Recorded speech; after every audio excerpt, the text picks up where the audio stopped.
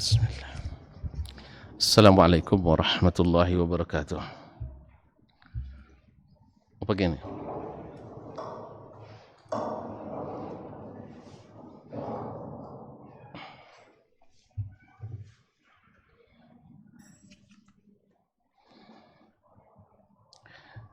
Assalamualaikum warahmatullahi wabarakatuh. Sama hasilnya? Pengeras tak pakai pengeras sama hasilnya? Baik. Alhamdulillahi rabbil alamin.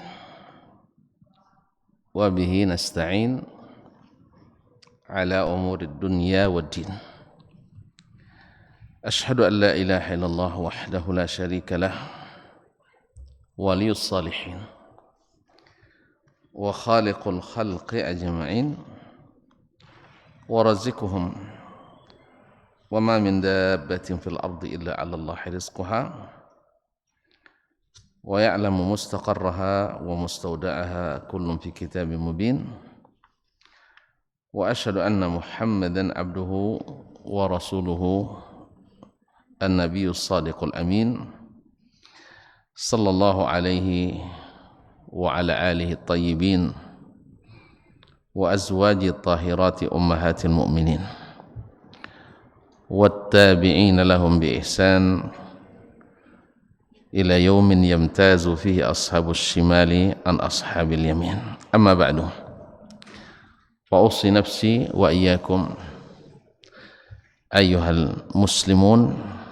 وأيتها المسلمات بتقوى الله رب الأرض والسماوات فإنه قد فاز المتقون يا أيها الذين آمنوا اتقوا الله حق تقاته ولا تموتن إلا وأنتم مسلمون. Bapak-bapak dan ibu-ibu, atau lebih tepatnya calon bapak-bapak dan calon ibu-ibu, ikhwan wa akhwat yang hadir di Masjid Arba'un Nas Universitas Riau ataupun yang menyaksikan serta mendengarkan melalui media dimanapun berada. Alhamdulillah, di petang hari Kamis ini kita diizinkan Allah untuk berada di salah satu rumahnya ini. Mudah-mudahan nikmat yang Allah beri dapat kita syukuri sehingga semakin lama semakin diberi, karena Allah berjanji la in syakartum la azidannakum. Kalau kalian bersyukur pasti aku tambah nikmat kepadamu. Ini kesalahan teknis sama saya.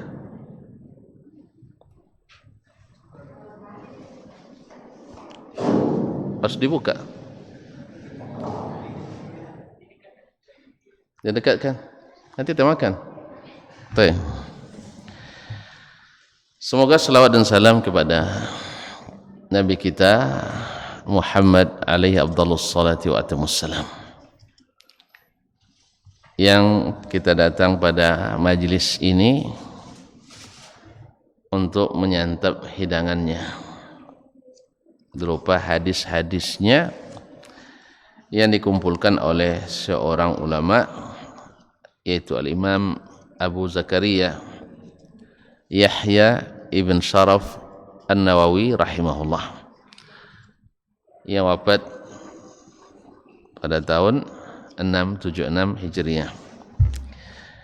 Semoga selawat dan salam itu semakin membuat kita semakin dekat kepadanya, karena Nabi mengatakan aqrabukum ilayya manzilatan yaumal qiyamah aktsarukum alayya salatan. Orang yang paling dekat kepadaku tempatnya pada hari kiamat nanti adalah yang paling banyak berselawat kepadaku. Dan kita juga berharap dengan selawat dan salam doa kita dikabulkan. Karena Nabi sallallahu alaihi wasallam pernah melihat seorang berdoa tapi lupa mengucapkan alhamdulillah dan selawat kepada Rasulullah. Nabi mengatakan ajilar rajul, ini orang tergesa-gesa. Idza da'a ahadukum falyahmadillah wal yusni alaihi thumma yusalli alayya. Apabila seseorang berdoa, maka hendaklah dia memulai dengan alhamdulillah, memuji dan menyanjung Allah tabaraka wa taala, dan kemudian berselawat kepadaku. Oleh itu Imam Ibnul Qayyim menyebut bahwasanya selawat itu menyebabkan doa kita cepat dikabulkan Allah SWT. Karena kita sekarang ini tentu berdoa, berharap semoga, Masya Allah, saya jadi tambah semangat. Nah, barakallahu fiik. Terima kasih. Dan terima kasih juga buat yang bawa. Jazakumullah khairan katsiran. Ini luar biasa ini. Awalnya setengah semangat, sekarang full semangat. Masya Allah. Terima kasih.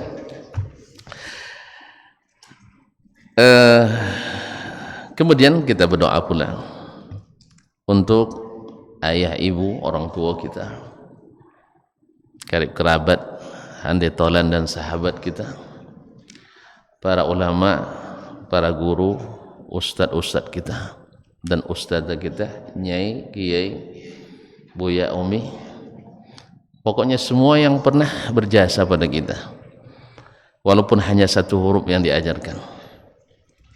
Semoga Allah berikan kepada mereka balasan yang tak terkira. Karena dari satu huruf itu kita bisa mengenal banyak yang lain.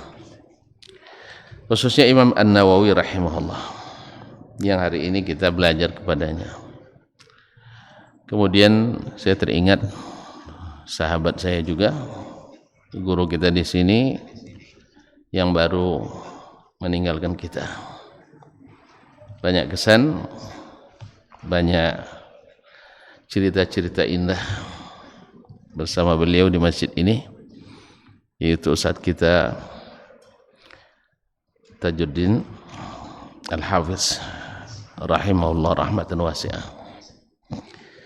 Semoga Allah berikan kepadanya rahmat yang melimpah, ampunan yang tak terkira, dan semoga kita di saat dipanggil dalam keadaan husnul khatimah. Amin.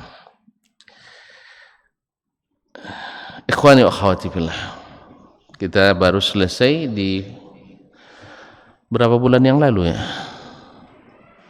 Bulan yang lalu ada? 5 bulan yang lalu. Masya Allah. Iya, sebelum hari raya, sebelum puasa. Sebelum puasa, insya Allah pasti lupa.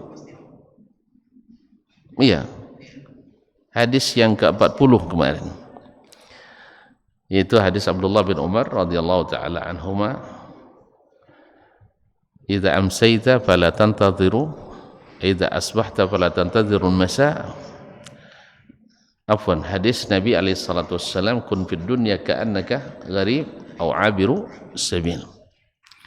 Jadi kamu di dunia seperti orang yang asing atau orang yang sedang musafir dalam perjalanan. Tidak ada masa untuk berlama-lama karena waktunya sangat terbatas. Makanya Abdullah bin Umar mengatakan, iza asbahta fala tantadhiru masa. Bila berada di waktu pagi, jangan tunggu petang. Wa idza amsayta fala tantadhir as-sabah. Apabila kau berada di waktu petang, jangan tunggu waktu pagi. Nah, sekarang kita masuk pada hadis yang ke-41. Qala al-Imam An-Nawawi rahimahullah, al-haditsu al-hadi wal arba'un. Al-hadi wal arba'un. Hadis yang ke-41. An Abi Muhammad Abdullah bin Amr bin Al-As radhiyallahu anhuma, dari Abu Muhammad Abdullah ibn Amr ibn Al-As radhiyallahu taala anhuma, sahabat, anak sahabat. Ayahnya Amr bin Al-As, sahabat Nabi sallallahu alaihi wasallam, dan di masa Umar menjadi gubernur di Mesir, kemudian di Syam. Beliau terkenal dengan orang Arab super cerdas. Di masa itu ada 4 orang Arab super cerdas. Salah satunya adalah Amr ibn Al-As. Amr ibn Al-As radhiyallahu anhu. Segala tugas-tugas yang sulit-sulit biasanya beliau punya solusi-solusi yang melapangkan masalah. Anaknya Abdullah ibn Amr ibn Al-As termasuk salah satu dari penulis wahyu di zaman Nabi alaihi salatu wassalam. Beliau menulis hadis-hadis Nabi di samping menulis Al-Qur'anul Karim. Makanya Abu Hurairah radhiyallahu anhu mengatakan, lam yakun ahadun min ashabin Nabi sallallahu alaihi wasallam aktsara haditsan minni illa Abdullah ibnu Amr ibn Al-As. Tidak ada seorang pun sahabat yang hadisnya lebih banyak dariku, kecuali mungkin Abdullah ibn Amr ibn Al-As radhiyallahu taala anhu. Fa innahu kana yaktub wa la aktub, karena dia dulu menulis, saya tidak menulis. Makanya yang menulis nanti pasti lebih banyak terbawa daripada yang tidak nulis, kecuali hafiz seperti Abu Hurairah radhiyallahu anhu, sekali dengar langsung hafal. Tapi kalau kita sekali dengar langsung sekali dengar kita langsung tidak ingat. Nah, ma'asyiral ikhwati al-akarim wal akhawati al-karimat rahimanillah wa iyyakum. Abdullah bin Amr bin Al-As ketika menulis segala sesuatu dari Nabi alaihi salatu wassalam, akhirnya ditegur oleh para sahabat dari kalangan muhajirin yang senior. Ataktub wa Rasulullah sallallahu alaihi wasallam yatakallam wa huwa yaghdab wa huwa yahzan atau nahwu dzalik. Apakah kamu menulis segala sesuatu dari Rasulullah sallallahu alaihi wasallam padahal beliau bicara bisa saja dalam keadaan saat marah, bisa dalam keadaan bersedih dan sebagainya. Lalu disampaikannya ke Nabi sallallahu alaihi wasallam, kata Nabi sallallahu alaihi wasallam, uktub wallazi ba'atha nafsu Muhammadin biyadihi, tetap tulis, sebab demi Allah yang jiwa Muhammad di tangannya, la yakhruju min hadza illa haqq, tidak satu pun yang keluar dari mulut ini kecuali hak. Oleh itu hadis sudah ditulis sejak zaman Nabi sallallahu alaihi wasallam, tapi tentu saja tidak seperti yang kita baca di kitab Arba'in Nawawi ini, karena mereka tulisnya tidak diklasifikasi, tidak dipilah-pilah, semuanya apa yang disebut Nabi dituliskan. Masyaallah ikhwan dan akhwat yang dirahmati Allah. Beliau juga seorang sahabat muda yang sangat bersemangat dalam beribadah, sampai dia minta ke Nabi sallallahu alaihi wasallam bisa mengkhatam Quran sekali sehari, tapi Nabi tidak izinkan. Nabi nasihati dia jangan lebih dari sekali 3 hari, jangan lebih dari sekali 3 hari. Nabi awalnya menasihati sekali sebulan, dia bilang saya lebih kuat lagi, sekali 20 hari, lebih kuat lagi dari itu, sekali 7 hari, masih bisa lebih dari itu, sekali 3 hari. Masih bisa, kata Nabi, la, tidak boleh lebih dari itu. Ma'asyal kiram dirahmati Allah SWT. Kemudian beliau saking rajinnya beribadah, sampai-sampai lama menikah, dinikahkan ayahnya, tak disentuh-sentuh istrinya. Gimana anaknya itu istri? Siang puasa, malam tahajud. Akhirnya ditanya oleh ayahnya ke menantunya, "Kaifa tajidina Abdullah?" Bagaimana menurutmu Abdullah? Ni'mar rajul, laki-laki yang luar biasa. Walakin mundu dakhaltu hadzal bait lam yarfa' hadzal lihaf. Tapi sejak kami menikah belum pernah dia mengangkat selimut ini. Ini bahasa hikayat ini. Kinayah. Yang belum menikah tidak paham. Rata-rata belum menikah jadi tidak paham. Nah, belum pernah mengangkat, menyingkap selimut ini. Paham maksudnya? Biar paham nikah dulu. Nah, ya malam salat, siang puasa, tidak ada waktu untuk ini. Lalu Nabi SAW menyebutkan kepadanya, inna li nafsika alaika haqqah, dirimu punya hak terhadapmu. Wa inna li ahlika alaika haqqah, istrimu punya hak terhadap dirimu. Oleh sebab itu jangan berlebihan dalam beribadah tersebut. Ma'asyiral ikhwati wal akhwat rahimanillah wa iyyakum. Hadis ini diriwayatkan oleh beliau Abdullah ibn Amr ibn al-As radhiyallahu anhuma. Qala, dia berkata, qala Rasulullah sallallahu alaihi wasallam, Rasulullah sallallahu alaihi wasallam bersabda, ini jam mati ya, awak salah tengok, nanti tiba-tiba azan maghrib awak belum selesai. Baik, jam berapa sekarang? Hah? Jam 5. Weh, antum salah jamnya enggak? Baru selesai asar sudah jam 5. Oh iya, antum enggak salah. Kita sampai jam,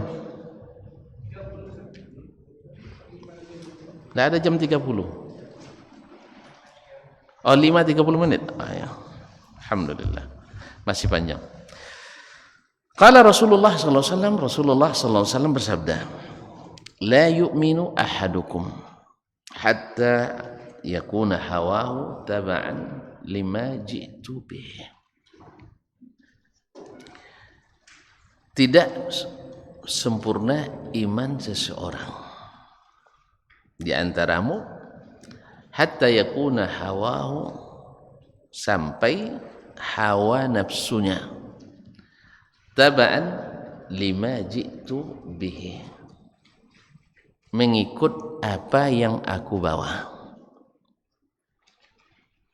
Sampai hawa nafsunya mengikut apa yang aku bawa. Hadisun hasanun sahih. Imam Nawawi menyebutnya hadisun hasanun sahih. Ruwinahu fi kitabil hujjah bi isnadin sahih.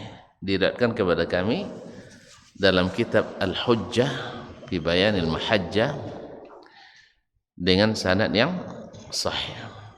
Ini kata Imam Nawawi rahimahullah, tapi Imam Ibnu Rajab Al-Hambali dalam Jami'ul Ulumi wal Hikam mengatakan hadis ini secara sanad tidak sahih. Dalam hal ini Imam Nawawi rahimahullah keliru menilai hadis ini sebagai hadis sahih.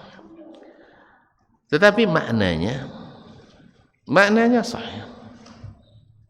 Bahwasanya seseorang tak akan sempurna imannya sampai mengikut hawanya, tunduk kepada apa yang dibawa oleh Rasulullah SAW. Didukung lagi dengan ayat Allah SWT, "Afara'aita man ittakhadha ilahahu hawa."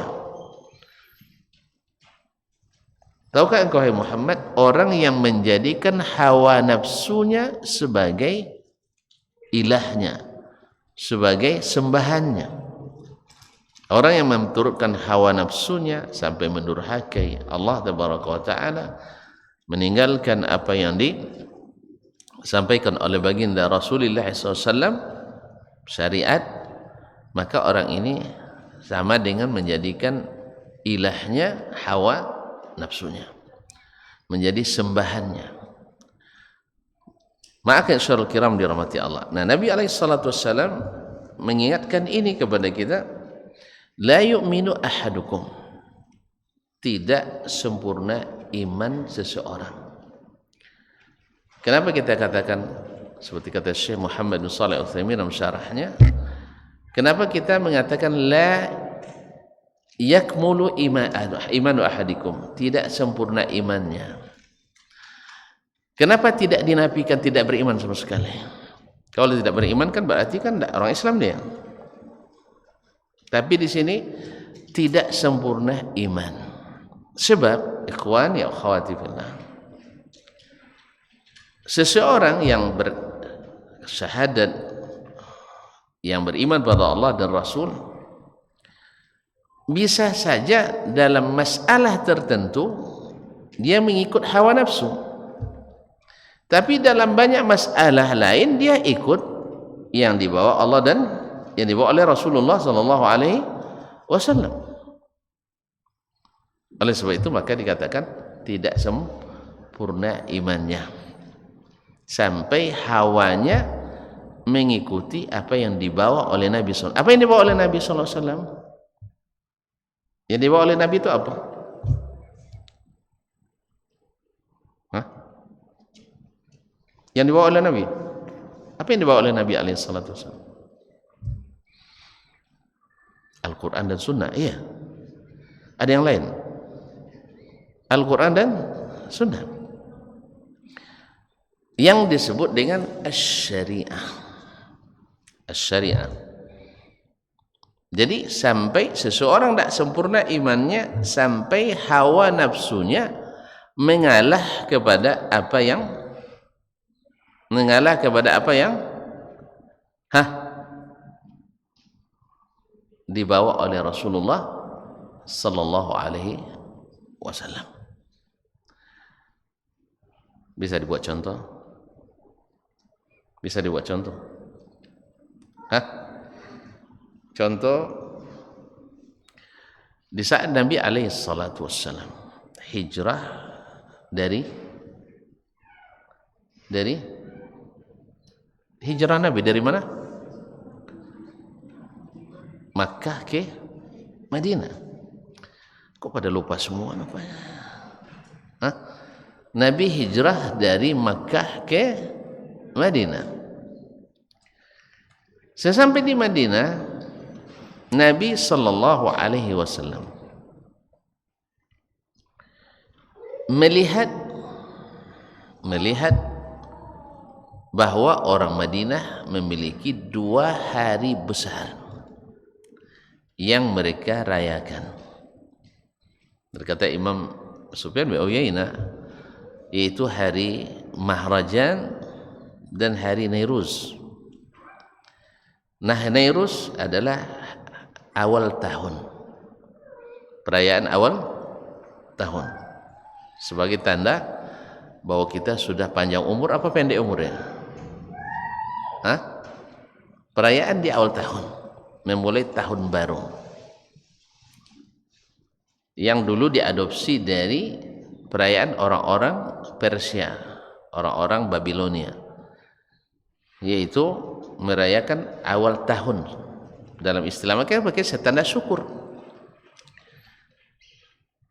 Yang kedua adalah Nahrajan, yaitu hari perayaan musim panen raya, dan juga disebut sebagai tanda bersyukur. Menurut tuan dan perempuan, orang Madinah mencintai tidak hari rayanya itu? Dicintainya tidak? Suka tidak hari raya? Masa tidak suka? Pasti kita suka hari raya karena ada pekan raya, kemudian ada baju raya, ada kue raya, ada semua raya, iya kan? Pasti suka. Tetapi Nabi alaihissalatu wassalam mengatakan, innallaha qad abdalakum idaini khairan minhuma. Allah Subhanahu wa taala telah mengganti 2 hari raya itu dengan 2 hari raya yang lebih afdal, lebih utama dari keduanya. Kalau ikut hawa kan coba per hari raya hanya tradisi, hanya adat istiadat turun temurun, apa salahnya? Sah? Ini hanya sifatnya tradisi. Kami tidak menganggapnya perayaan agama ya Rasulullah. Ini adalah perayaan tradisi nenek moyang kami. Kami bergembira pada hari raya itu. Tetapi apakah orang-orang Ansar punya alasan seperti itu? Tidak. Ketika Nabi katakan Allah sudah mengganti hari raya ini dengan hari raya yang lebih baik, Idul Fitri wa Idul Adha. Sejak itu mereka tidak merayakannya lagi. Apa sebab? Mereka tahu bahwasanya tidak sempurna iman sampai mau mengikuti apa yang dibawa oleh Rasulullah sallallahu alaihi wasallam. Siap tidak kira-kira? Kan ini masalah. Kita hari ini kaum muslimin dan muslimat kalau sempat Nabi datang sekarang ni. Kan hari raya kita hari Idul Fitri dan Idul Adha. Nyata di kampung kita ada hari-hari raya. Kalau di Bangkinang, ada Bangkinang sini misalnya, ada Bangkinang. Misalnya Balimau Sakai, Balimau apa? Balimau Kasai menjelang Ramadan. Sah? Jelas? Ya, kita akan tetap bertahan. Ini namanya tradisi nenek moyang. Yang merayakan siapa? Umat Islam. Menyambut bulan Ramadan. Kita akan mempertahankan. Ini kan tidak masuk bagian agama, tapi menyambut Ramadan namanya. Menyucikan diri katanya. Betul kan? Berarti kita belum taba'an lima ji'tu bih. Hawa kita masih berkait dengan keinginan kita. Karena ini hari itu kita bergembira. Bahkan ada yang mengundang artis ibu kota. Subhanallah, menjelang Ramadan artis ibu kota. Acara band dan organ tunggal yang mengundang petir tunggal. Kemudian baduo dia teban, batigo dia teban. Laki-laki perempuan hanyut-hanyut naik di atas benan. Menyambut bulan Ramadan. Dan seterusnya malah. Kalau menurut orang-orang yang jualan minuman keras, di hari Balimau itu paling laku keras. Minuman keras di hari Balimau laku keras. Jelas ya? Tapi antum punya alasan nanti kan maksiat, dihilangkan maksiatnya. Memang aslinya ini tradisi yang tidak disuruh oleh Nabi sallallahu alaihi wasallam. Anda beriman, tinggalkan. Sebab Nabi sallallahu alaihi wasallam menyambut Ramadan bukan dengan Balimau, bukan dengan Balimau Kasai, mandi-mandi di tengah Sungai Kampar, atau bukan dengan petang megang. Itu petang megang ini yang Melayu punya. Petang megang. Sehingga mohon maaf, di menjelang Ramadan itu tidak sedikit orang yang secara beramai-ramai meninggalkan sholat. Asar nak sholat. Karena jadi panitia inti, mempersiapkan segala kegiatan. Sah? Tidak salat asar. Maghrib dan Isya mungkin dijamak subuh besok. Ma'asyarul kiram, Nabi SAW mengatakan Allah telah mengganti hari raya itu dengan yang lebih baik. Idul Fitri wa Idul Adha. La yu'minu ahadukum hatta yakuna hawahu taba'an lima ji'tu bih. Tidak sempurna iman seseorang sampai hawanya mau mengikut apa yang aku bawa. Ada contoh lain? Ini awak kena tembak semua nampak. Ya, kita kan contohnya harus aplikatif di zaman kita. Kalau di zaman Nabi banyak. Contohnya tadi kan, Nabi anulir kebiasaan turun-temurun. Berat apa ringan itu? Kebiasaan yang turun-temurun. Andainya sekarang, tuan-tuan kalau tamat pakai wisuda, ada wisuda, saat yang nanti. Kalau dibuat voting atau polling, apa namanya? Polling 99% mahasiswa-mahasiswi pasti senang di wisuda. Mungkin yang 1%-nya termasuk saya yang tidak suka di wisuda. Saya tidak suka lagi di wisuda karena ada selesai, masih di wisuda lagi. Sekarang mau wisudanya. Nah, pasti suka. Ini kan tradisi turun-temurun nih kan? Kan turun-temurun ini.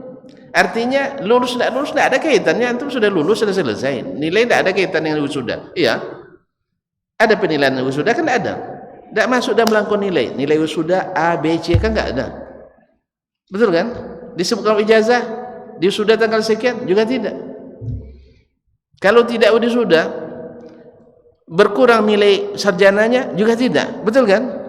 Tapi karena ini tradisi, kalau tak di wisuda bisa Anda memecat orang tua sebagai orang tua. Ya, minta uang wisuda katanya. Tidak ada fitina. Ayah berhenti jadi ayah saya. Akibat tidak kasih uang wisuda, percuma jadi ayah katanya. Uang wisuda aja tidak terbayar. Ya tak? Nah, ini tradisi. Andai ini kita berandai-andai ini.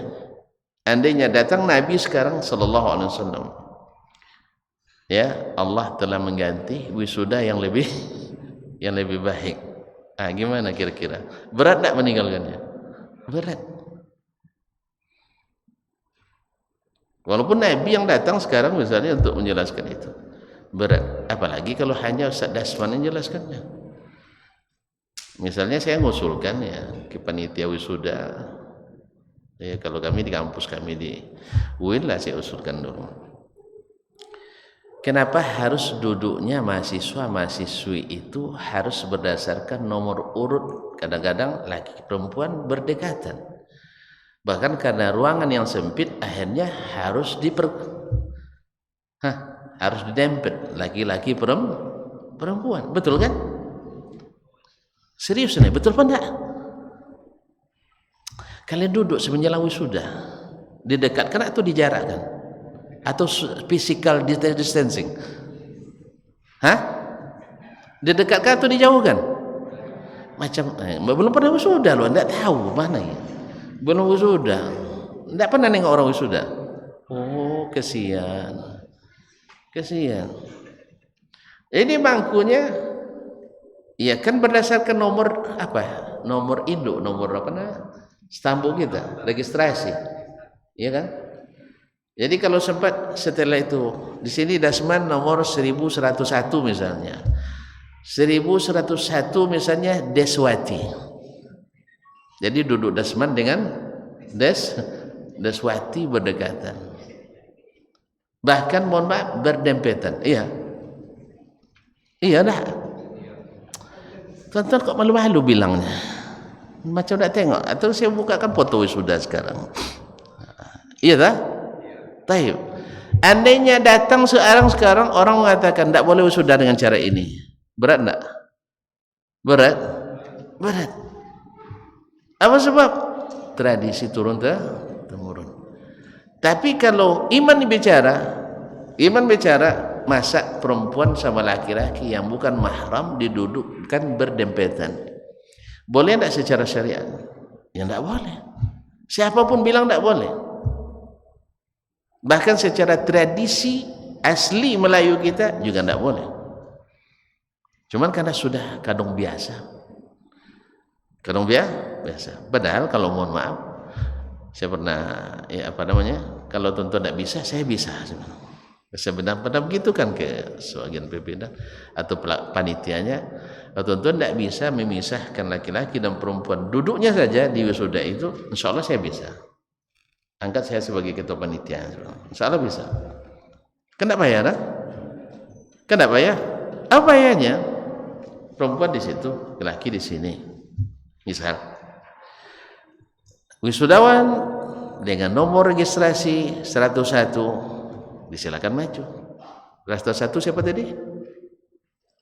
Dasman, lupa kali namanya Dasman. Majulah Dasman. Lalu dipindahkan tali yang menyuntai itu dari kiri ke kanan. Iya kan? Habis itu panggil Wisudawati dengan nomor 102 tadi. Siapa tadi? Daswati. Kan mirip-mirip namanya. Maju lagi dia. Bergantian kan? Bisa. Masa itu aja enggak bisa? Cuman masalahnya mau atau tidak, itu masalahnya. Kalau mau, taba'an lima ji'tu bih.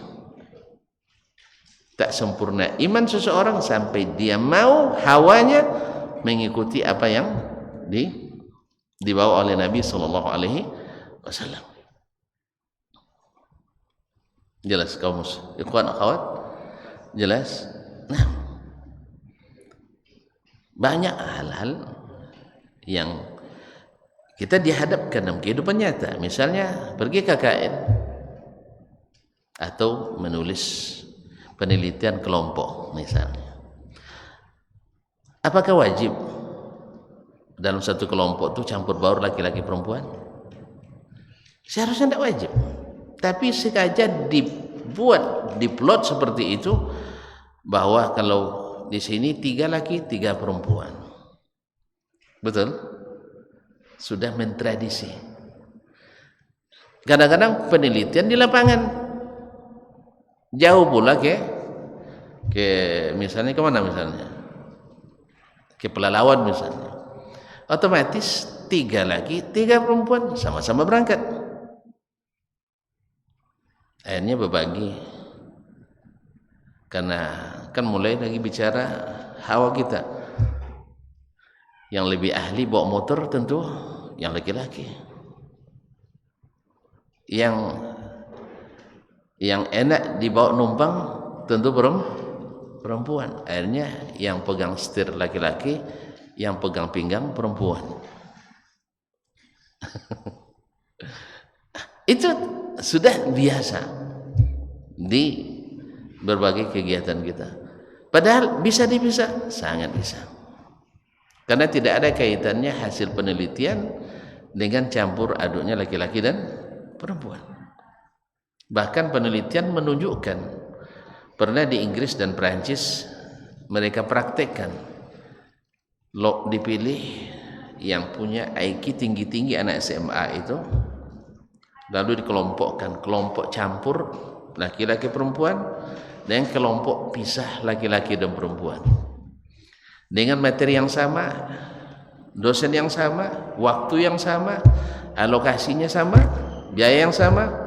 Ternyata hasilnya yang dipisah antara laki-laki dan perempuan lebih berprestasi dari lokal yang dicampur.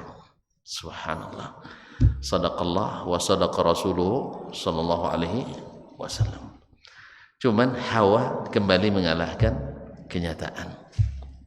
Hawa kembali mengalahkan kenyataan. La yu'minu ahadukum hatta yakuna hawahu taba'an lima ji'tu bih. Tak sempurna iman. Kita katakan tak sempurna, bukan kita katakan tidak beriman sama sekali. Karena mungkin di bab lain dia ikut apa yang dibawa Nabi, tapi bab tertentu dia tidak sanggup. Tidak sanggup. Banyak sebabnya. Tidak tahu, salah satu sebab. Tahu tapi tidak mau, salah satu sebab. Mau tetapi malu, sebab. Mau tetapi berat karena ada manfaat di situ dan kepentingan, juga tidak bisa meninggalkannya. Tapi dalam bab yang kadang-kadang tidak bertentangan dengan hawa, misal apa contohnya syariat yang tidak bertentangan dengan hawa? Kan tidak semua syariat bertentangan dengan hawa. Apa contohnya syariat yang tidak bertentangan dengan hawa? Wih, masa gitu aja kalian tidak tahu bikin contoh? Misalnya menikah, sesuai tidak dengan hawa? Sesuai tidak? Bila perempuan sudah mulai dewasa, kata Nabi, maka cepat-cepat menikah, jangan dilambatkan. Setuju tidak nih? Setuju. Bila mulai jatuh cinta, langsung dibawa ke KUA. Setuju? Setuju. Sesuai dengan hawa. Bila satu istri sangat bahagia, tentu dua lebih menderita. Sesuai dengan hawa. Makanya laki-laki suka yang seperti ini. Nah, cuman di sini wanita diuji, tidak sesuai dengan hawanya, betul kan? Suami nikah lagi tidak sesuai dengan hawa. Nah, di sini dilihat siapa yang beriman, siapa yang kurang. Yang kurang iman. Yang beriman sempurna, walaupun aku tak suka, tapi syariat membolehkan, silahkan abang, aku yang carikan, iya kan? Tapi kebanyakan tidak, pilih aku atau dia. Kalau nak buka cabang, tutup kantor pusat, iya kan?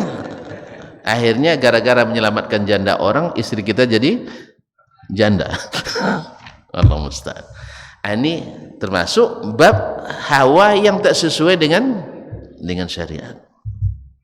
Syariat inginnya begini, hawa kita tidak. Di sini mungkin di bab ini ibu-ibu tidak setuju, betul kan? Tapi ada yang tidak setuju dengan hawanya. Misalnya, ya, apa sih misalnya? Tapi, misalnya menjadi seorang yang pemurah, misalnya. Hawa kita, pasti kita semua ingin uang kita semakin disimpan, semakin banyak, semakin senang, betul?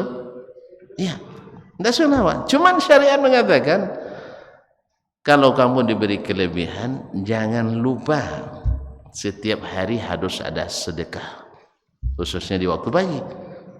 Nah, bisa kita ikuti syariat atau kita ikuti ketamaan hati. Oleh itu, banyak yang sesuai dengan syariat. Misalnya, bila solat diiqamatkan, makanan sudah terhidang, maka makan dulu baru solat. Setuju tidak nih? Setuju? Setuju. Makanya bagi yang puasa hari ini nanti, orang azan, apa yang dilakukan? Makan dulu. Maksudnya berbuka dulu. Ini sesuai dengan hawa nih, betul kan? Sesuai dengan hawa. Orang yang salat lalu nak buang hajat, syariat mengatakan buang hajat dulu, walaupun tak bisa berjamaah misalnya. Termasuk tadi makan tadi. Makanya nanti kalau antum melihat misalnya ada orang makan tiba-tiba dia tidak tahu, dah lapar sekali, tidak sempat sholat berjamaah, jangan antum rekes sebagai pelanggaran. Dia mungkin sudah kelaparan sekali baru makan, tiba-tiba azan langsung pula qamat, akhirnya tidak bisa berjamaah. Ini uzur syar'i, artinya sesuai hawa dan didukung oleh syariat. Tapi jangan tiap hari kayak gitu. Pas nak azan, hidangkan makanan.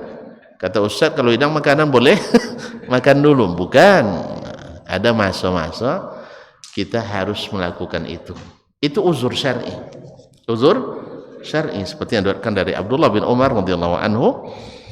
Dia sedang makan, tiba-tiba iqamat dikumandangkan. Dia bilang tenang.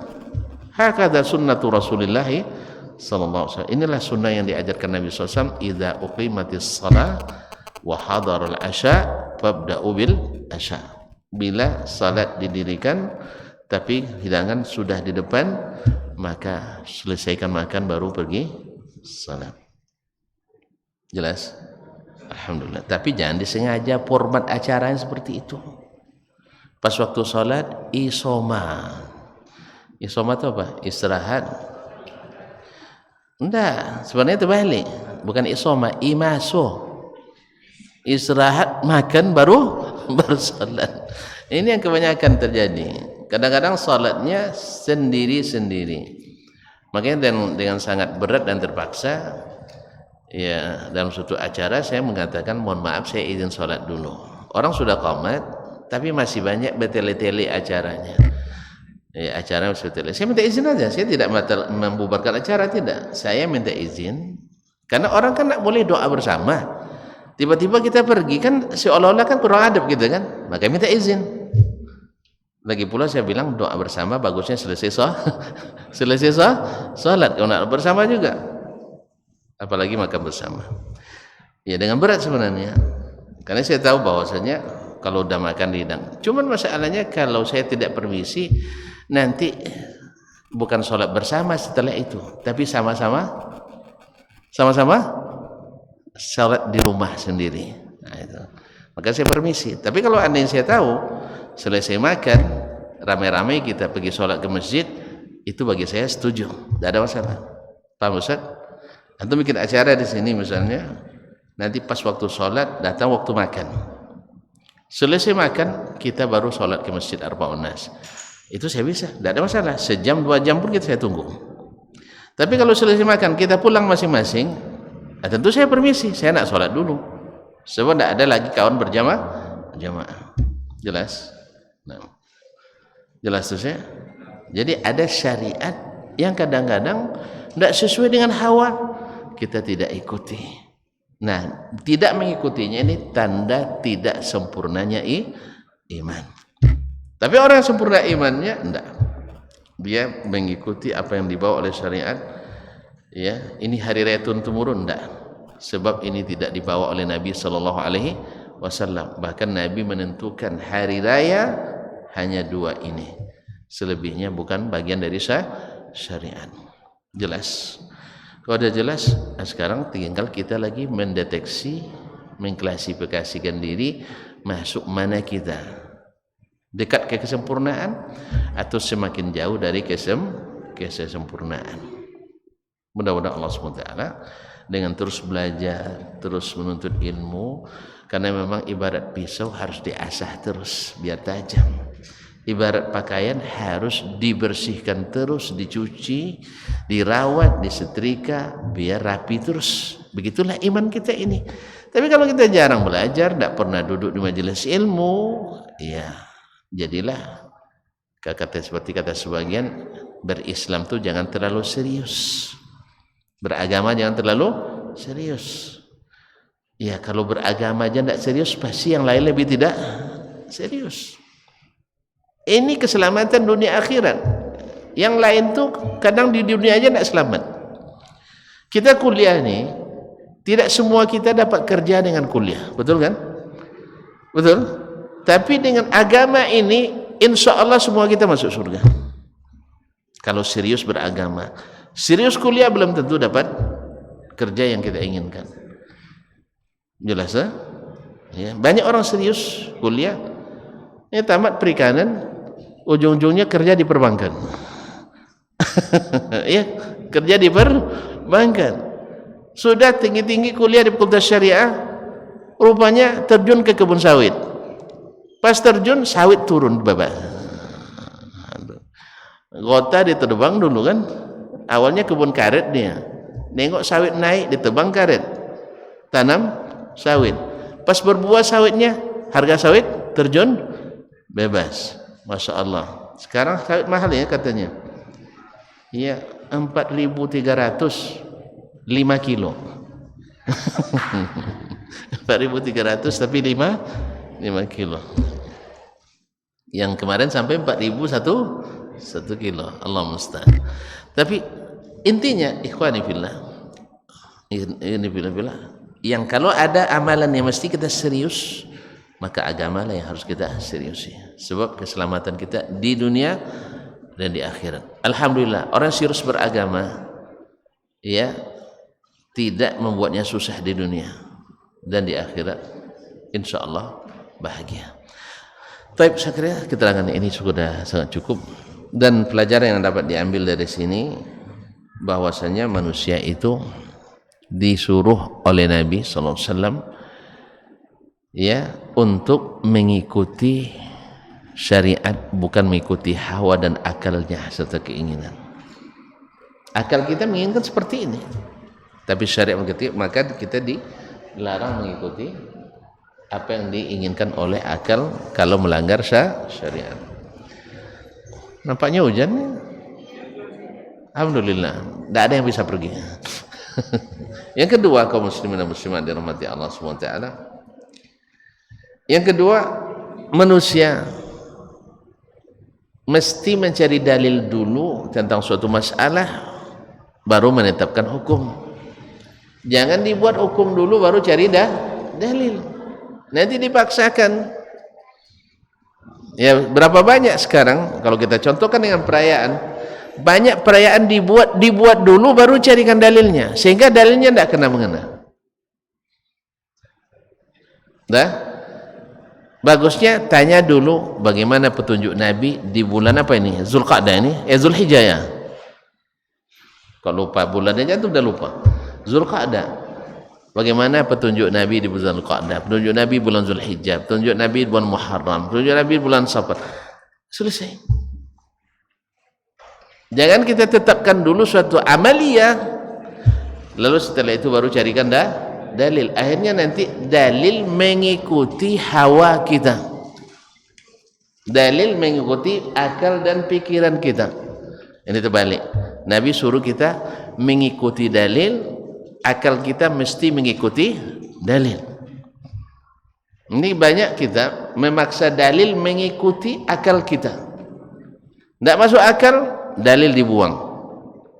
Bahkan dalam hal yang sangat sensitif, yaitu tentang keyakinan dan akidah, berapa banyak aliran menyimpang karena tidak menerima dalil dari Allah dan Rasul, karena tidak sesuai dengan pikirannya. Ketika Nabi pergi Isra Mi'raj, lalu ketemu dengan Abu Jahal. Abu Jahal bilang, dari mana, Mat? Saya baru diisrakan ke Baitul Maqdis, kemudian Mi'raj ke langit. Dia merasa dapat angin karena ke Baitul Maqdis perjalanan 1 bulan. Lalu dia bilang, mana mungkin? Datang dia ke Abu Bakar, dia ajaknya Abu Bakar berlogika. Kita sering kan ke Baitul Maqdis? Iya. Berapa lama diperlukan? Sebulan. Ini ada orang yang bilang semalam dia pergi balik lagi. Benar, gimana menurutmu? Kata Abu Bakar, yang bilang siapa dulu, Mas? Mas Jahal. Yang bilang siapa? Itu temanmu Muhammad. Percaya juga gue itu. Oh, kalau dia yang ngomong pasti benar. Tidak main lagi kali-kali matematika itu saya tidak pakai. Sebab Muhammad Al-Amin, As-Sadiqul Amin, la yakhruju min hadza illa haqq. Tidak ada yang keluar dari sini kecuali hak. Tidak masuk akal antum yang pendek, bukan keterangan Nabi yang tidak jelas. Jelas? Nah, ketika Nabi memberitahukan tentang Allah Subhanahu wa taala, antum bilang tidak masuk akal antum yang pendek. Akal orang bisa menerima. Berarti bukan dalil yang salah. Masalahnya antum sudah tetapkan hukum dulu sebelum berdalil. Harusnya berdalil dulu baru tetapkan hukum. Jelas? Kalau ini kembali ke koridor yang benar, maka banyak kita akan mudah mengikuti syariat. Tapi kalau tidak, nanti tidak sesuai dengan akal dan pikiran, yang itu disebut dalam Al-Quran dan hadis sebagai hawa.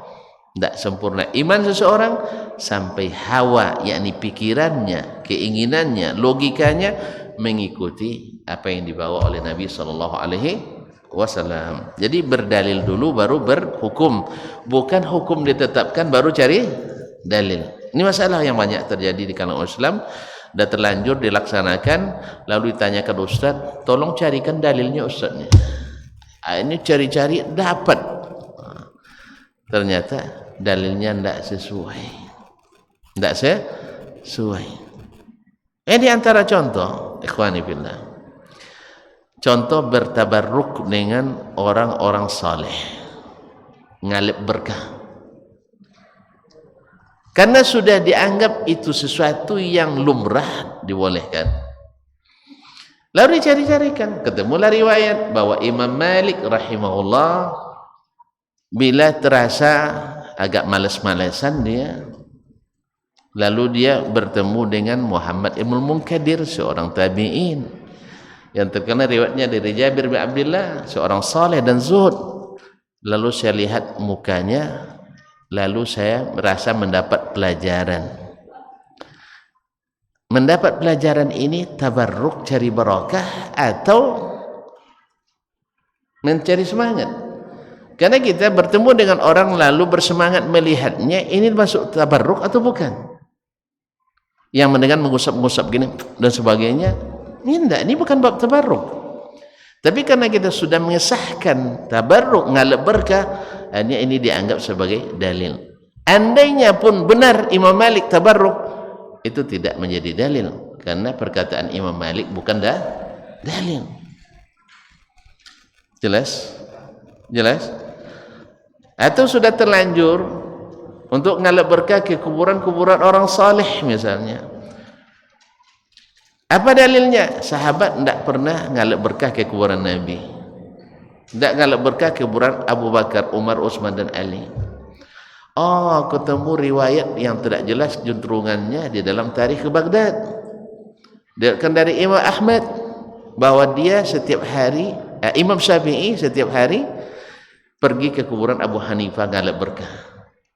Ternyata perawinya tidak dikenal, riwayat dusta, dijadikan juga sebagai dalil. Karena di Quran tak ketemu, di hadis tak nampak, akhirnya ditakwil-takwilkan. Apa-apa? Karena sudah buat keputusan dulu, baru dicarikan dalil. Sama dengan proyek, dan dikerjakan dulu, baru dicari payung hukumnya. Akhirnya ketika diperiksa jadi temuan. Jelas? Maka hadis ini walaupun secara sanad tidak sahih, tapi maknanya benar, bahwa hawa kita harus tunduk kepada apa yang datang dari Allah dan Rasul. Maka jangan putuskan hukum sebelum ada perangkatnya, jangan putuskan hukum sebelum ada dalilnya. Nasallallahu assalamata wal afiyah. Barangkali kaum muslimin dan muslimat dirahmati Allah, sampai di sini pertemuan kita malam ini, petang menjelang malam ini. Sampai jumpa kembali insyaallah pekan keempat bulan depan, bukan pekan depan, pekan keempat bulan depan dengan izin Al-Karim Ar-Rahman. Mudah-mudahan bermanfaat insyaallah. Tinggal hadis yang ke-42, berarti hadis terakhir dari Arba'in Nawawiyah. Nanti kita sempurnakan dengan Tatimatul Khamsin yang ditulis oleh Imam Ibn Rajab Al-Hambali rahimahullah. Setelah Imam Asy-Syafi'i nanti kita ke Imam Hambali. Baik, terima kasih dan mohon maaf. Kayaknya tidak ada pertanyaan karena jelas sekali. Ada yang mau ditanya juga kan? Tidak kan? Alhamdulillah. Memang senang dengan antum nih, pintar-pintar, cerdas-cerdas. Ya, sekali bilang langsung jelas.